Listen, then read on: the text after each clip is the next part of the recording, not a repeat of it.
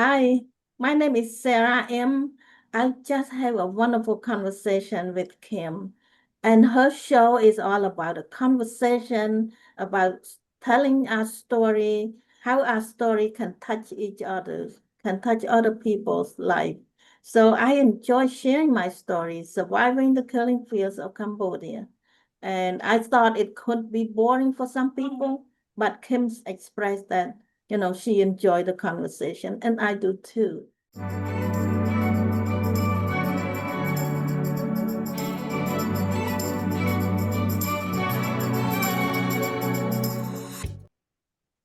Welcome to the show. I'm so happy that you're here. You're going to be so happy that you're here. I am Kim Sorrelle. I'm a speaker, I'm an author. I get to do a lot of really fun things in life. But the funnest thing, the best thing, my favorite thing I like to do is meet people. And I get to meet some of the most extraordinary, wonderful people that are walking on the face of this earth. And today I have Sara, who has been through so much trauma in her life, but yet she's used that and now helps other people, which I find absolutely admirable, remarkable in every single way. I can't wait for you to hear Sara's story. Part of it has to do with, or a lot of her trauma came, unfortunately, in Cambodia when things were not good there and people died, so many people. And so we are going to be talking about that as well and how she survived it all. So, Sara, welcome to the show. Thank you for having me, Kim. I'm so honored to be here with you. Yeah, well, it's such a pleasure to have you. And so Sara, I want people to get to know you. So I'd like to start before things got super chaotic in your life. I would like to hear about 8-year-old Sara. Oh, okay. My 8-year-old Sarah, um, she lived in Cambodia in the countryside. Well, my parents are farmers, and I enjoy living in the countryside, very close to nature. Our house is near the river, and that's so wonderful. And I have a brother, and we all play together with some creative toys. And my parents love me so much. They don't want me to step away from my study, doing homework and all that. They want me focus on school. And that, Yeah. yeah, they appreciate education. So I keep going to school, and then when I was about 13 years old, the first very difficult thing happened to our family. My mother, who I look up to her all the time, and she loved me so much. She had an accident, and she became paralyzed. Now, Mhm. I am the oldest child. When mom became paralyzed, I had to take over the responsibility, taking care of the house, take care of my little baby brothers, and take care of her. But my responsibility, I did it with love. I pull out my service, and I want my mom to get better. I do everything. Mom, please get better. So that's my attitude serving my mom. And Wow. I still keep up with school. So serving her for 4 years, giving us the opportunity to build bonds, the love bond that it is amazing. So as my life go on, and I look back and say, that's why it happened to me. That Mm. situation, it was so helpful to me. So as we continued the education, the conversation, I will point out why it helped me. So, Yeah, yeah. What that is so beautiful. I love the way you told the story. It could have gone a whole different way, right? I mean, you could have told the story and said, my mom got in this bad accident. It ruined our lives, it ruined my childhood, whatever. And instead, you were just full of love and compassion for your mom. and wanted to do the things to help her out. And wow, Sarah, that's so wonderful. And if everybody had that attitude all the time when things happened, it'd be a different world that we'd live in. But what a beautiful thing. And then to have that time, that special time to really bond with your mom in a whole different way. There's not a lot of moms and daughters that get that kind of opportunity. So I love it that you did and that you appreciate it. That so cool. So so for 4 years, okay, so then what happened in life? Like what happened next? Then my mom got better miraculously. She got better and she was able to stand up and learn to walk again. And gradually she was able to walk. And then eventually went back to the marketplace and make a living and save money to send me to college. Oh, wow. Wow, that's amazing. That is so amazing. Yeah, so um, when I was in college, the college is far away from home. It's in the capital city. So I had to take the airplane or long bus ride. But when I was in college, we communicate through letter. And then in 1975, very bad thing happened to Cambodia when the communist regime took over our country. They came in with military takeover, military truck, tank, and soldier with a big gun on their shoulder. They march in the city and they managed to shut down the country, complete shutdown. Mm, That means there's no more marketplace. You cannot go to the market to buy anything, nothing to sell, nothing open. Even the post office was closed, the bank was closed, the hospital was closed. So they not only just shut down, they evacuate people. mm, So they point the gun at us, demand that we get out right away, and we left everything behind. mm, I miss my family. I miss my mom. I wish I was there with them to help out during this difficult time, but there's no way I can connect with them. There's no way I can go by. The bus line was closed. The airplane was shut down. mm. Oh my gosh, it had to be so hard when you're so close with your family for one thing, but also just to know that there's no way to communicate, there's no way to get back together. And you had to be wondering, are they safe? What's going on? What's happening? And I'm sure your mom was so worried, wondering, where are you? And are you safe? And what's going on with you? And especially they're out in the country, you're in the city. I would imagine the city got the bad stuff first, right? Like they come into the cities before they go out into the countryside and get people that are scattered around.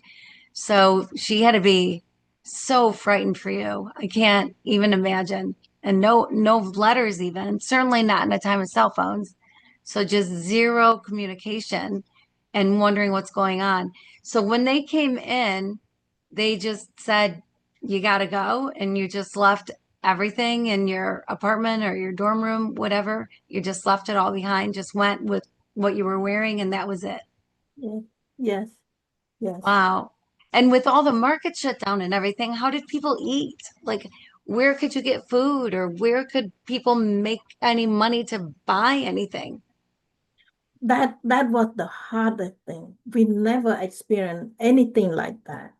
So I grabbed what I have left over in my kitchen, put in a little bag, and I have another set of clothes put in a little bag just to carry with me.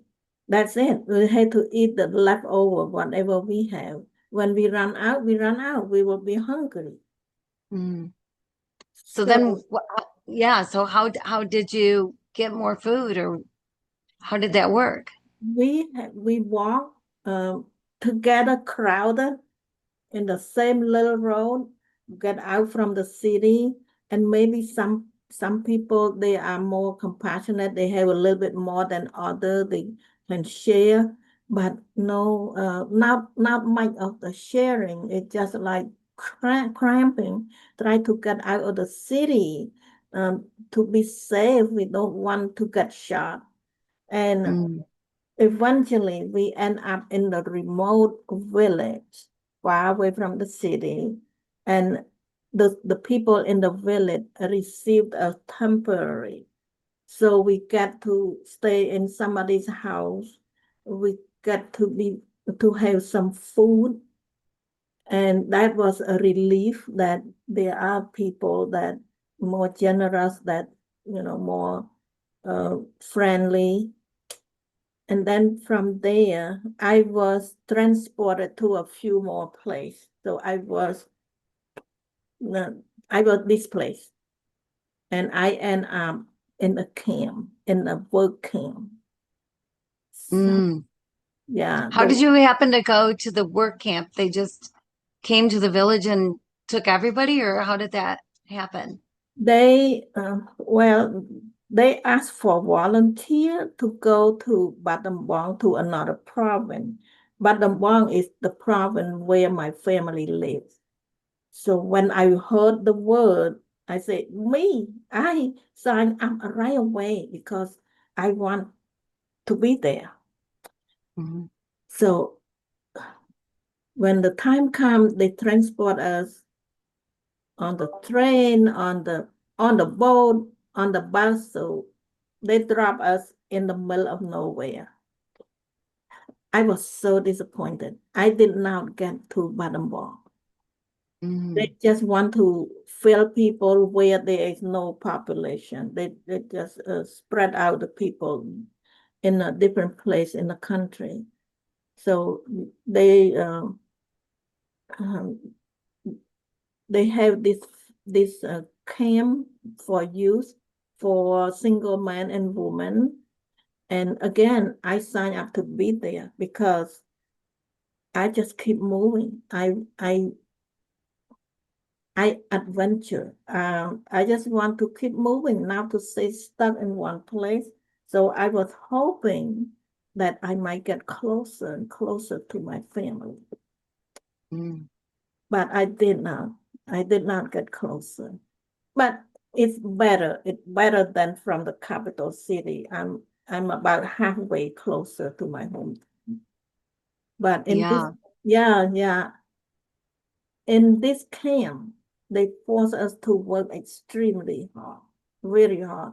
We work in the rice field under the sun, and the sun in Cambodia is hotter than Miami, Florida.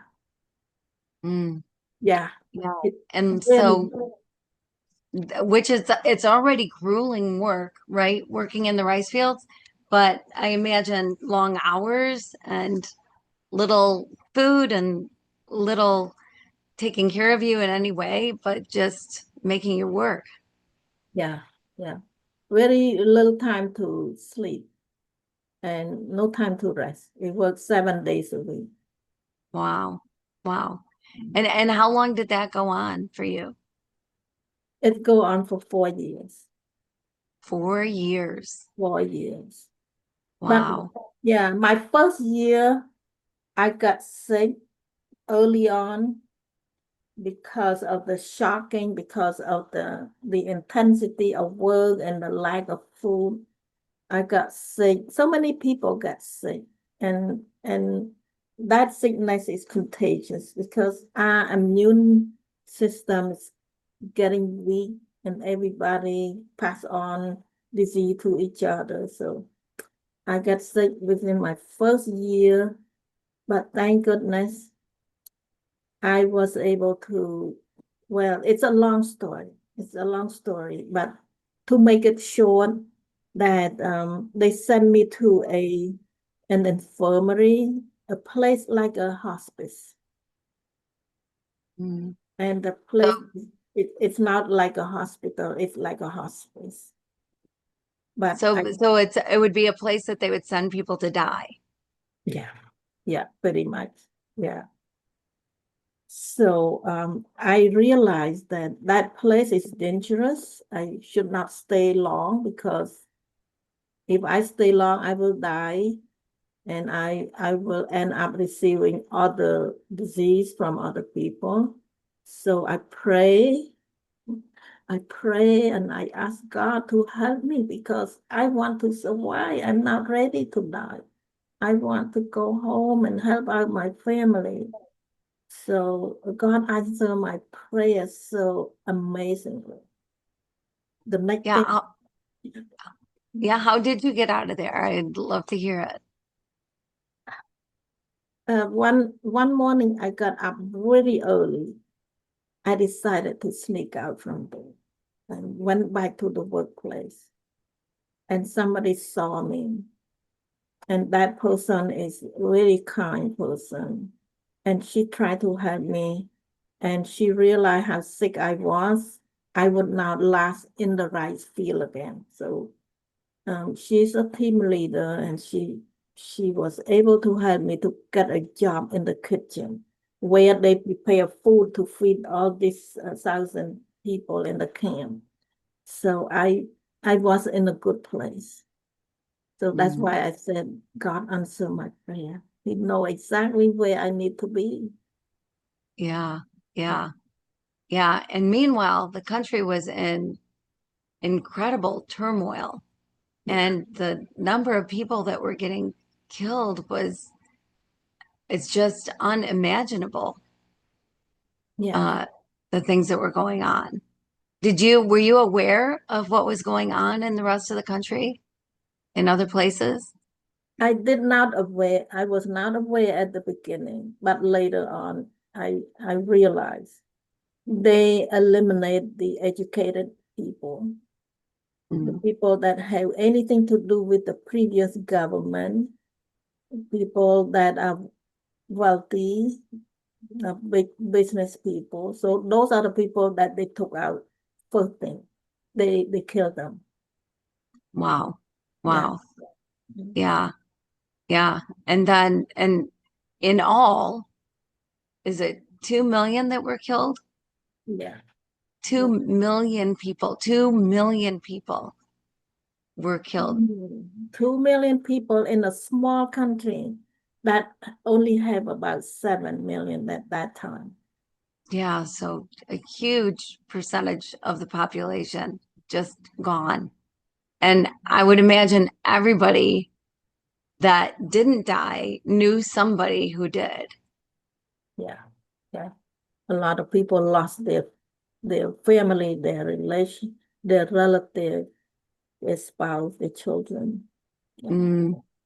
So then you're working in the kitchen. And so you worked in the kitchen for how long? How long did that last? I worked there for several months, long enough that I recover my health.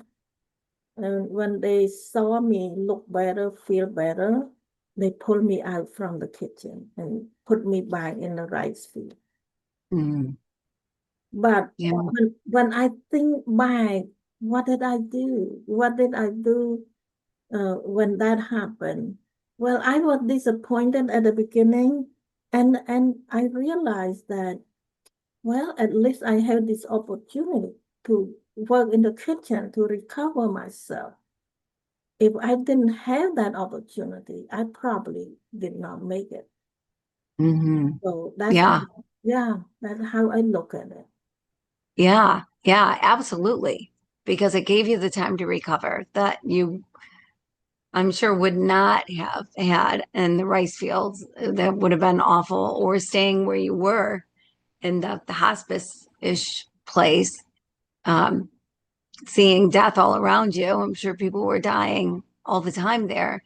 And so you would think that's your fate because that's where they sent you. So that's, man, what a lot to carry. So then you go back to the rice fields, and how long are you back in the rice fields? What happened from there? Well, about another 3 years. So at the end, so altogether, it's about 4 years from the beginning until that time. At the 4 years, they start to move the camp.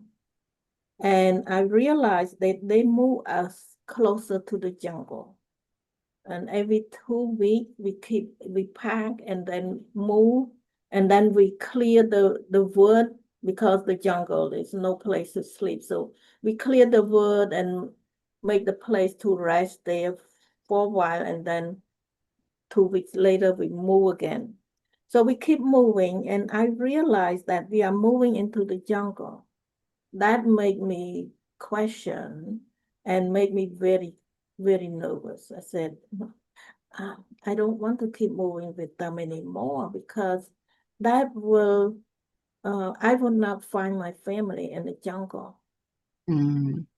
because my goal is fixing on going back home. Yeah, So which I would think that having such a great, big, huge desire to be with your family maybe helped you keep going. yeah, yeah, yeah, that keep me going, keep me, strong, so I don't give up. So with that idea that they are going to keep pushing us into the jungle and I don't want to go with them anymore. So I gathered three close friends and I asked them to escape with me because at that time I was frail, very frail again. And my friend, they look better than me. They are stronger. So I need some friend to help me. So they agreed to escape with me. So now is a big challenge. How are we going to do it? Because we don't know direction, where to go, and so on. So, but we decided to wait until nighttime, and then nighttime it's easy to sneak out. So they don't see us. If they see us, they will shot us right away. There's no way. So it's the gamble. If at nighttime it's dangerous in the one way we can step into a harmful animal or anything could happen at night, but we decided to escape, so we did. We ran all night long and we made it. Wow. So you ran all night long. So you got away from there without being seen. Praise the Lord. And then you just kept running. Keep running until the Wow. day until the sunrise, and we realize that we are free. We are so happy, so happy. And then we keep walking. We look for the path that people are walking. So just anything look like a pathway, we just follow. And then eventually we saw some people and we asked them for direction to go to Banabong, to my hometown. And they pointed out and we followed direction and keep walking. Wow. Wow. For how many days did you do that? I think I don't remember exactly, but at least 2 or 3 weeks keep walking. Hmm. Yeah, Wow. Yeah. Yeah. And then you made it. we made it. Yeah. So you made it to your family. I got to my the place where our home used to be. There's no home. They destroyed the home. And I look around, it's all strangers. I don't see my family. But I keep searching, searching, and eventually I found my family. Oh my word. What a moment that must have been. Yeah, yeah. My mom didn't believe herself. They thought that I was dead because the here is the situation. The whole country had been liberated 4 months before I come home. 4 months. Mm. If I did not escape, I was still in captivity. Wow. Wow. Yeah. Yeah. Yeah. Oh my word. Wow. You're so brave and so strong to have done that and gone and made it happen. Yeah. I just admire you so much. What a horrible, tough time. But you've taken that time though, and you're helping other people. So because of the lessons that you learned during it. So I'd love to hear about what's transpired, what you're doing, and how you're helping people. Yeah, I reflect back to my journey. Well, first of all, let me say my first 35 years after everything is over, for 35 years, I didn't want anybody to know about my story. But Mm, eventually the truth come out, people, close friend, and start to ask me and so on. So eventually people start to invite me to speak at the local gathering, at the luncheon and so on. So, and then I realized that some people benefit from my story. So I decided to write my book. So yeah. yeah, my book I published in 2015. That's 35 years after I got free. Wow. And once I published my book, people start to know and they invite me to speak and people get inspired and I got a couple of testimony. They said that their life had been turned around. Mm, One woman, she told me, well, she met me a few months later after she heard my talk and read my book, and she confronted me. She said, Sarah, I never forget you. I said, what did I do? She said, well, because of you, I'm no longer suicidal. wow. Wow. That's huge. Yeah. Yeah. Yeah. So, so she told me that all her life she just want to kill herself, and she's in her late 20s. And she told me now I hold on to my full-time job. I get my own apartment, and Mhm. you know, it made me feel so happy that I share my story. Yeah. Yeah. Which, yeah. I mean, if you would touch one life like that, it's worth it to share your story, right? But Mhm. it hasn't been just one life. It's been many, many lives that have been Yeah. touched and changed. What do you think it is about your story? Like in for that woman in particular, what what do you think that she heard in your story that she was like, nope, I'm gonna live this life. I'm sticking around. I did not dig uh, down, but I think most people think that their problem is so big they cannot handle it. But when they hear a challenge, a horrible experience that I gone through, they wake up. They realize, life can be much harder. Mm. Ah, Yeah, it's so true. It's so true. And I think it can happen to kind of anybody where it can be easy to look at your own problems, your own life, and go, wow, this is so hard. And do I really want to be doing this? Or, how am I going to get out of this or whatever? And mhm. then to meet you and go, man, I never had to do anything remotely close to what you had to live through and survive and live to tell the story and brave enough and compassionate enough to tell the story. So yeah, I mean, it sure puts life in perspective for people. Yeah, yeah. And one good friend that I know through a business networking, I meet her more often than anybody else. And every time she saw me, she said, Sarah, I stop complaining now.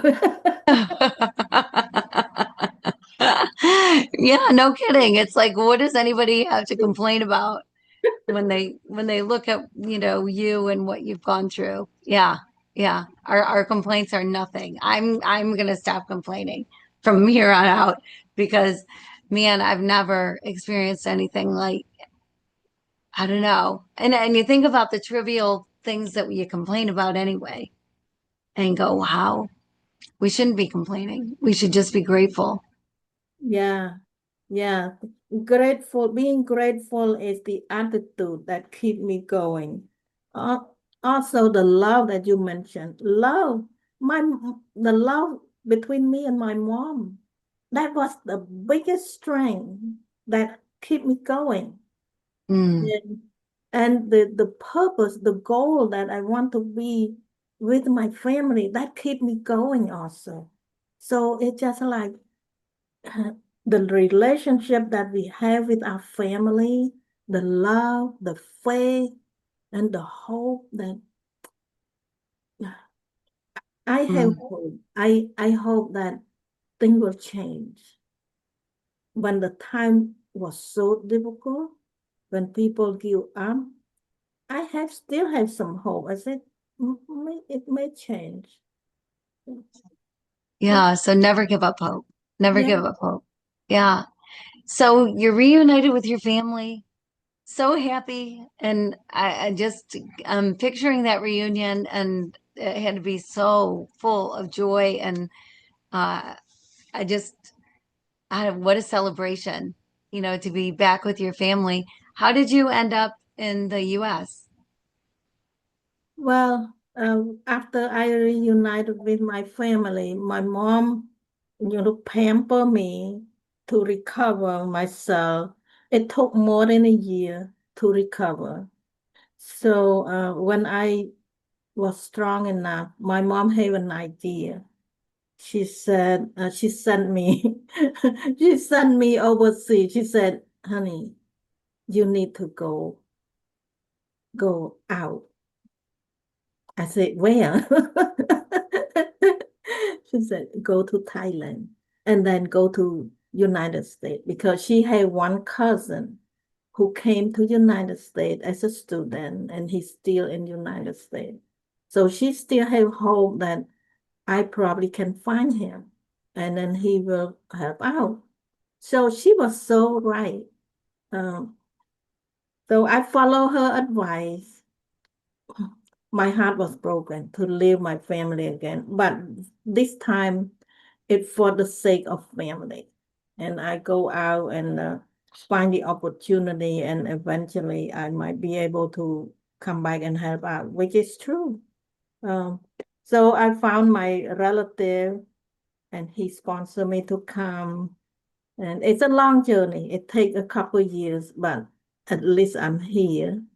So Mhm. yeah, when I got to United States, everything was so strange, and I don't even speak the language, and I don't even know how to dress in the winter. What state were you in? Where was your cousin? Where were you living? Guess what? Connecticut. So you experienced winter, you saw snow, you come from this warm, warm place, and then all of a sudden here you go and you're freezing. Yeah, that's some culture shock right there. Yeah, yeah. Yeah. But the people are so nice. People. I got help from a group of women. It's uh, the women, the women on mission. They get together to help out the family like me that came to United States that need help. So I was Mm. so amazed. My first time meeting this woman, and they never know me before, and they helped me so much, and I never forgot, you know. Yeah, yeah, the kindness of strangers. Yeah, it's amazing what you can do for somebody, even little things that you can do for somebody that make a huge difference in their lives. Mhm. And big things. I love it that our country is open for people like you to come who you could have died staying in Cambodia. The situation there was so dire. And like you said earlier, 2 million people did die. And so, to come over to seek asylum from that kind of a life. I think about that often. I do some work in some developing nations, and Haiti is one of them. And I believe that if I were a mom in Haiti or if I were your mom in Cambodia, I admire her. I love your mom because I think I would do the same. I would say I want a better life for my kids, and that's it's not going to happen here. And so you have to go somewhere to make that life. And where can you go? And so I think the same, like if I was in Haiti, I would be hopping on a boat, doing anything I could to give my kids a better life. And so it's that's love, right? That Yes, is some yes, love. yes. Uh, and it's great that you could come here, that we did that, because I just think we always should. We should be Yeah, open to that because there are some tough, horrible places to live in this world. yeah. That's my mom's love. She loved she loved me enough to sacrifice her own needs to let me go. Mhm. Yeah, Yeah, that's so huge. That is yeah. so huge. Yeah. So then, how could you communicate with your mom after that? For a while after I got to United States, I sent a letter, one letter by I sent through somebody. Um, and then that letter got into Cambodia. But miraculously, I think somehow. So my mom got my phone number. Oh, nice. Yeah, yeah. So eventually she got so frustrated in Cambodia. So she decided to escape also. At that time, I used the word escape. That is that's a true word because people people cannot just go buy the airplane ticket and get a passport to get out. There's nothing like that. Everything was completely destroyed. So in order for us to get out of the country, we have to go through a very difficult time to just go through the border, crossing the landmine and everything. Mm, So my mom did the same, follow me to come to reunited. But for her, it took my whole family 5 years.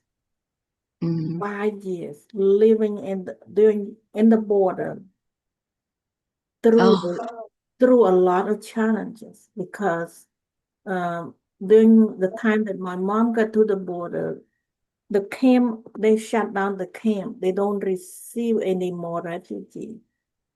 So she had to stay there, lingering, waiting for me to do the paperwork. My set of paperwork didn't do anything, did not work because they are not legally registered because they stopped register for new people. mm, So the immigration paperwork doesn't work. So I got a lot of help. I go to the senator, to the congressman to get a petition. I did a lot of work. And finally, I went to Bangkok with the senator's delegation. The senator sent his aide to go to Thailand with me. mm. Wow, Yeah, wow. to find out what need to do, what we need to do to bring my family. So they said that they had to wait there until I become citizen, and Mm, I sponsored them as an immigrant instead of refugee. wow. Yeah, Yeah, yeah. Wow, wow. What a process. Well, and that is love too, right? The yes, time that it took to get your family here. mhm. And again, what a great reunion to be back with them, and then in a whole different situation, in a whole different place. And so here you are, you've been over here for a while and you're making your way and you're doing your thing, and then they're starting from scratch. Yeah, So you could relate to what they were going to come to, the culture shock of it all, and the cold snow of Connecticut, and the not knowing the language, and being able to survive and figure out what they were going to do here. Yeah. Yeah. Yes. Yeah, my journey, we have a lot of love among our family. So we do everything because of our love for one another. Yeah. Wow, that's so beautiful. So if you were to say, like, if a definition, what your definition of love is, how do you define love? Oh, that's hard to say. Love is the action. Well, it's also come from our heart, but also the action we take because of our love in our heart. It's not just say I love you, but not doing much. We love, we love somebody and we do whatever necessary in order to help that person. Mm, yeah, yeah, that's good. That's a beautiful definition. Yeah, I love that. Wow, you have just been through so much. And then you wrote a book. Tell people about the book and what was the process like for you writing a book and publishing it? Well, my book is called How I Survived the Killing Fields. Um, it more like a storytelling. Just tell about what happened in my life until I got to United States. And my goal to write this book is to show people that life was difficult. But if you have a goal, if you have love in your heart, if you don't give up hope, you will make it to your goal.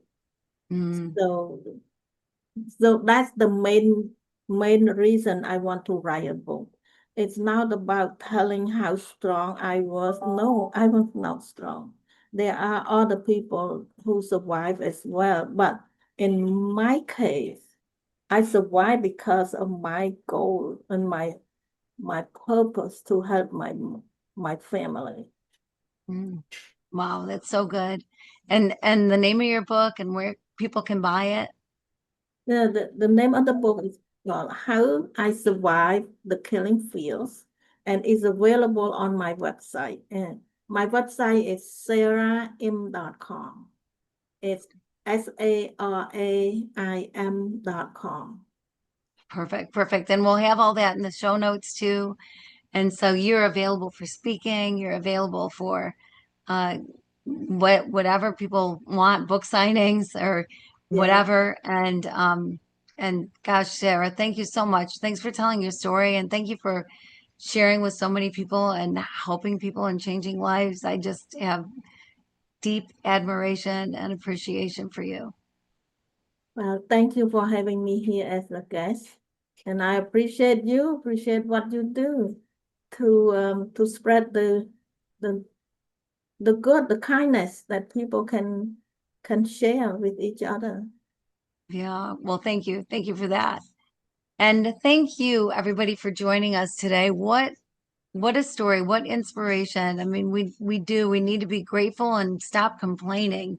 I mean, working for 4 years with a little reprieve, working in the kitchen, but for 4 years in the rice field, 7 days a week, and just keeping your eye on the love that you have for your mom and your family. Amazing, amazing story.